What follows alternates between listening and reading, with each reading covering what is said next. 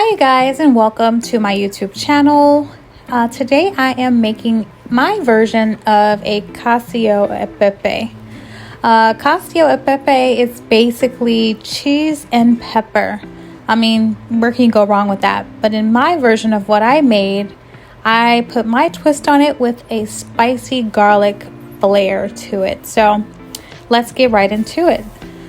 First, you start with a fresh Parmesan. It needs to be fresh for this recipe as it's very minimalistic. It's very simple. You really want fresh ingredients to highlight this meal. So I got my cheese finely grated, and then I'm going to use several cloves of garlic and get that chopped down very fine. And I'm going to also use half of a shallot here where I fine diced that as well. Got some fresh parsley that we'll use for the ending of our dish. And now, with it being pepper, I got some fresh black peppercorn because again, this dish is just the star of the show is cheese and pepper. So I wanted some fresh ground pepper to bring out that amazing flavor of this dish. So I'm toasting over warm heat some fresh peppercorn. And then I'm getting that into a mortar and pesto. I got this one actually from Morocco. They made an all wood one and it's beautiful. It's a perfect mini size where I'm not doing a lot and it works pretty well. So then I just fast forward here and get my pepper crushed down. We want it to be kind of coarse still because we want that, those black pepper pieces to really flourish in this dish. And with this dish, it does require to use bucatini noodle. That's authentically some people use a spaghetti. I use a bucatini noodle or pasta. I call noodles pasta. Italians don't come for me. But always reserve a cup of water, of the pasta water. But the bucatini noodles have a kind of a hole in the middle of them, so they soak up the sauce very well. All right, and now that the pasta's cooked, we're going to get our sauce ready, which I got a few tablespoons of butter, broke that down, got that melted, and then add in that fresh, beautiful, fresh pepper there.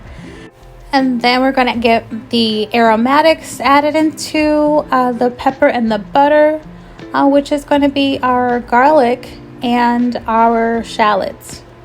So making sure I got all the garlic in there and then get the shallots in there and saute this with the butter and the pepper until that becomes translucent and softened.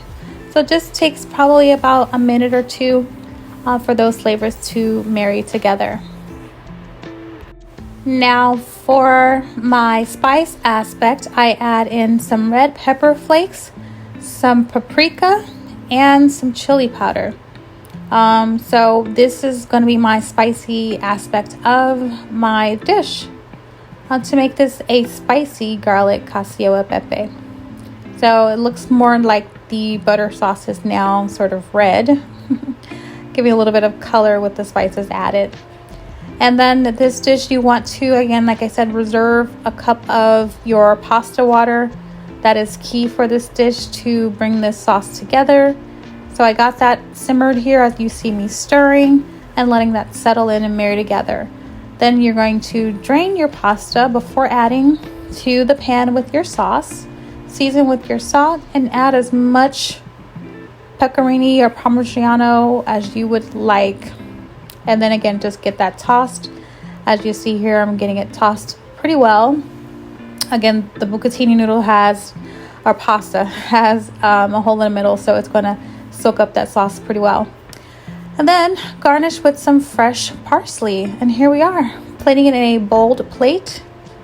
And I finished it with some fresh parm and some more fresh cracked black pepper and served. And it was absolutely amazing. This dish comes together very quick and easy as it's no meat required. And it's pretty delicious. Very minimalistic, classy dish. And hope you guys loved this recipe, and thanks as always for watching.